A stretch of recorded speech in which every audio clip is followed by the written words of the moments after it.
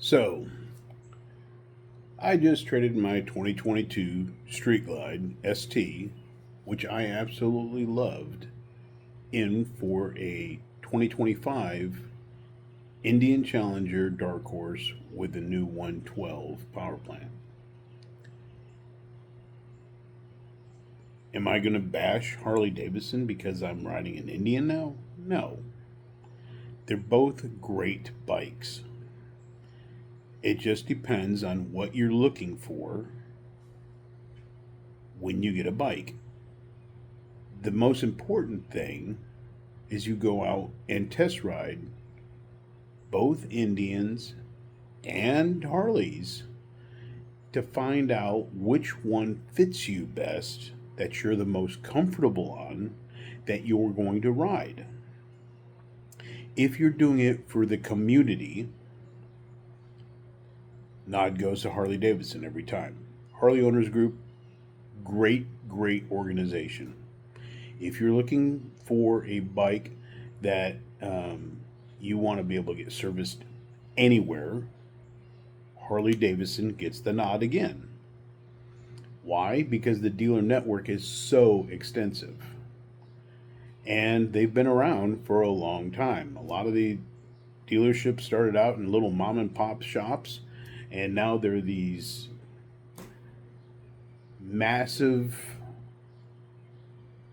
stores that have everything you could want. Harley Davidson also has a whole lot more apparel options, t shirts, dress shirts, jeans, clothing, and numerous helmets.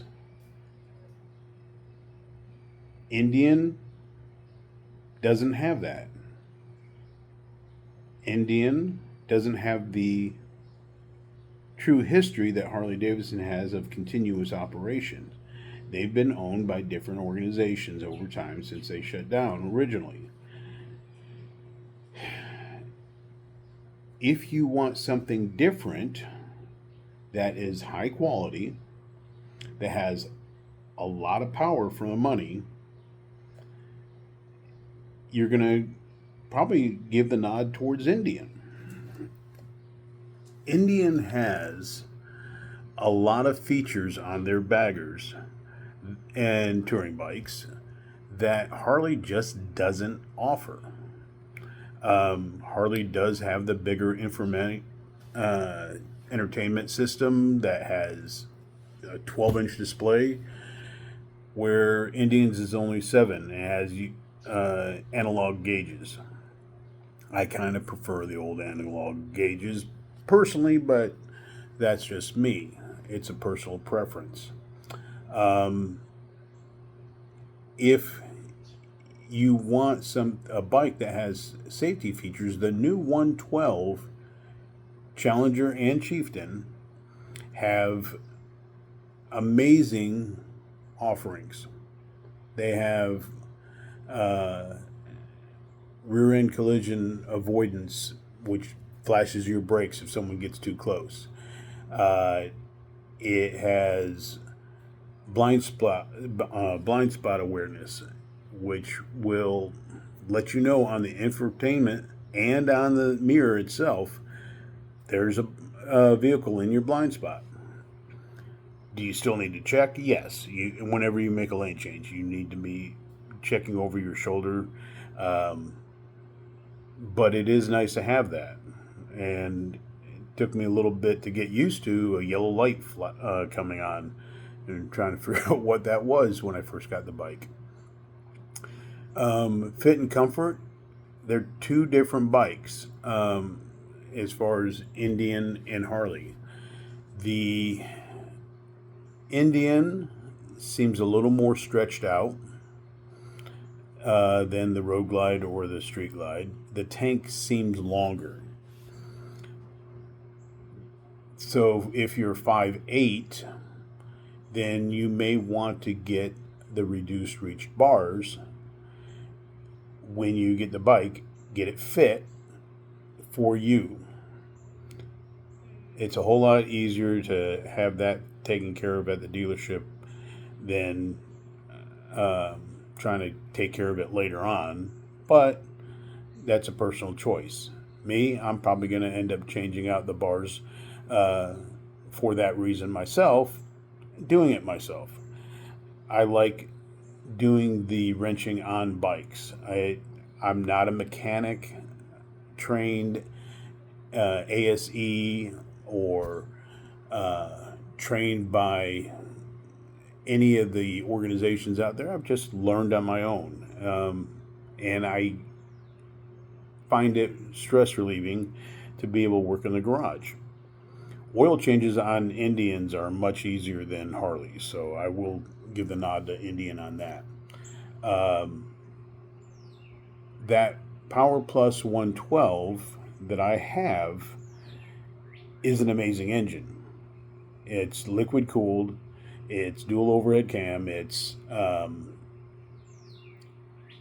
has more power, and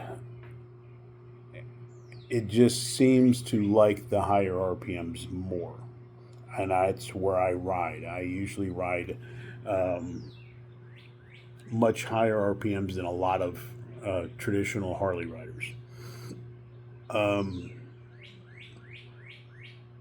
it's probably why I love the V Rod so much, and conversely, why so many people hated the V Rod. They didn't never ride it where it needed to be rode at 5,000 RPM plus. Um, the bike has huge amount of torque. It just pulls and pulls in fifth gear, in sixth gear. Want to pass somebody, just roll on the throttle and you're gone. It's amazing. My Street Glide had cams, albeit the Harley Screaming Eagle power cam, which is still EPA compliant and didn't void the warranty. But it was still pretty strong bike. It comes down to personal choice. If I put cams, and there's only very few options available for the Indian for any kind of performance um, upgrades, then the bike would have a whole lot more power at a lower price point than the Harley. Um, I've got power like the CVO has. The one thing that Harley does is you want more power from a stock bike, you pay more money. The Street Glide and Road Glide both have great engines. That one upgraded 117 for 2024 is a great engine. But if you want to get the power out of it, you need to provide cams and exhaust and intake, and it's there. On the Indian, the only cams I've found, and there's probably other ones out there, but it's Lloyd's Garage, and I don't feel like breaking open the engine for an option that is pretty limited. You have basically two cams, the 530 and 540. The other issue that I have with Indian versus Harley is Indian has a ECU that is encrypted the encryption hasn't been broken by Dynajet. You can't use a power vision on it. You can only use a power commander, which is a piggyback device that I don't like. I don't like having something that could fail in line with the ECU. I'd rather have a ECU that's programmed properly. Harley, you have all kinds of options. There are tons of tuners available. There are tons of replacement ECUs out there. and you can pick up a Dynajet PV3B, put it on, get it tuned, and have a great diagnostic tool and a great tune on the bike. So that's another nod towards Harley. You can't just go get a fresh tune from a your local shop and have all your mapping done off the top. Uh, Price to get a tune on a Harley, you're talking about $500 to $600 for a tuner, up to $1,000, and you have, and it can be more if you want to add auto tuning on it. And then you have the tune itself, which that can be, for a good tune, you're looking $500 to $600 range.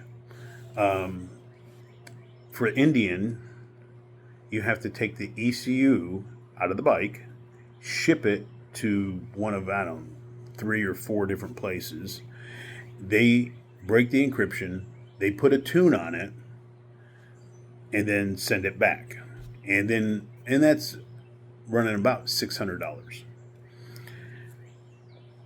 For an additional $400 or $500, they'll give you a remote tuning device where then they can go back in remotely and make adjustments. Is it going to be as clean and as accurate as if you put it on a Dynojet tuner and run it on a dyno and get it tuned by someone who knows what they're doing? I don't believe so. I don't think it could ever get that accurate until they can actually break the encryption and provide the mapping software to be able to get in there and do it. That's my personal belief and how I feel. Most people are fine with just going with a bolt-on tuner. If you're doing just a stage 1, then you can get away with it, but it's just not as clean, in my opinion. As far as options go, to do a stage 1, Harley Davidson gets the nod. You have tons of slip-ons, tons of 2-in-2 systems, full systems. You have 2-in-1 systems. You can't throw a rock on the internet without bouncing off 5 different websites for exhaust for Harley. Intakes, same thing. You have different manifolds. You have everything from the 55 millimeter stock all the way up to 70, 75 millimeter manifolds. You have intakes and air cleaners that are high flow from every major custom bike part provider out there, pretty much. Just depends on what look you want, how much flow you want. And personally, Harley Davidson has freaking amazing intakes. The Extreme Wedge is an amazing intake. It takes up less room, gives you more knee room, and it flows probably better than almost any other one out there. And I think it looks good. And it provided enough air on a 117 with the Screaming Eagle, I think it's 563 power cam, to get 125 horsepower and 135 foot-pounds of torque, which is crazy for that cam.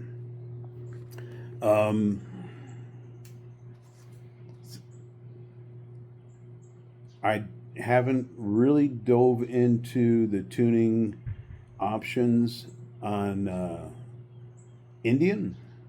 I found 3 companies that do it as of right now. Um, and like I mentioned earlier, you have to send the ECU out, but it's not a true tune unless you get your bike to them. And one's in California, one's in North Carolina, and one's in, I think, Pennsylvania or New York. So that's not really an option if you're in Texas, just to get a bike tuned. So, what I say, if you are looking for a great bike that has what you want, go test ride an Indian. Do both types of Chieftains, the air cooled engine and the Power Plus, and a Challenger with the 108 and the 112, and then go test ride a Street Glide and test ride a Road Glide. The Power Plus, um, Challenger, and Chieftain frame is the same. Everything from the is just like the Street Glide and Road Glide. Everything from the neck back is the same. What the difference is the fairing and the styling. Um, are they very similar? Yeah, they're pretty similar. Um, who copied who? I mean, I think that's a kind of a silly argument because there's only so much you can do for a batwing fairing to make it actually functional, aerodynamic, and not be a problem for the bike. As far as the fixed fairing, well, of course, Harley's had one for years and years and years. Uh, Starting out with a Tour Glide, and as far as a full fairing, uh, Gull Wings had them. Windjammer fairings, you know, they've been around forever. They all pretty much have evolved to the same thing. Uh, which one's better? I don't know. Um, it comes down to personal choice on styling. I think with a new Street Glide fairing, they've improved that so much. A lot of the buffeting has been resolved. So the difference between the ride on a Street Glide and a Road Glide, or a Chieftain and a Challenger, are going to be pretty similar. Um, the only real difference is the weight that you're turning on the handlebars. So that could be a concern for you. Features on the Indian that I wish Harley had on the regular Road Glide or Street Glide. The Indian has locking bags, remote locking bags. It has a adjustable windshield on the fly. There's no bolts or anything you have to readjust. You just push a switch and it raises and it lowers, which is great on longer rides because sometimes you want more air and sometimes you want less. Um, you want a little more protection. That's something that I wish Harley provided it. The rider safety features, they both have hill assist, linked braking. That's going to be pretty much going to become the norm for motorcycles. Uh, Clearance, the nod would go to Harley. They have like it's a 1 degree difference. Most riders will never know the difference. Um, all that means is they'll be scraping a little bit sooner. Uh, Ways to resolve that: raise the suspension, change the floorboards out to mid controls. Things can be done to the bikes to give you more clearance if that's what you really want, if you want to ride it aggressively. Um, or just be prepared to buy more floorboards from being the pans being worn down. Uh, Guys, this is Bagger Legion. This is not Harley Legion. It's not Indian Legion. You need to make the choice on the ride. They both, everybody's like, oh, well, yeah, one feels like plastic, one doesn't. The fit and finish on both manufacturers is good. And the engines on both platforms are good. Regardless what you see on Facebook and Instagram, they don't explode on a regular basis.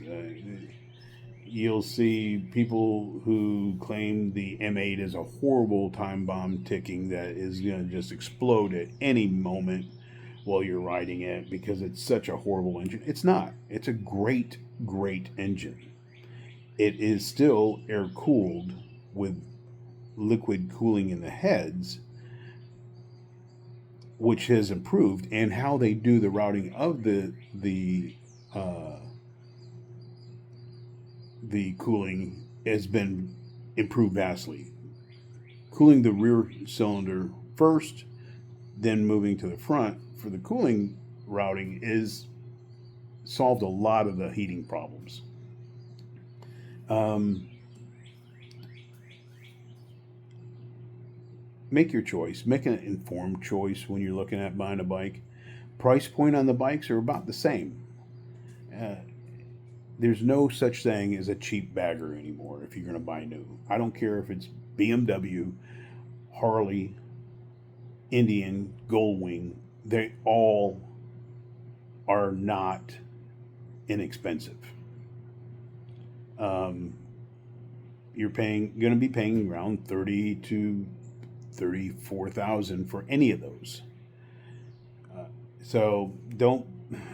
I wouldn't base it on necessarily price. I would take in consideration any offers that are out there, like the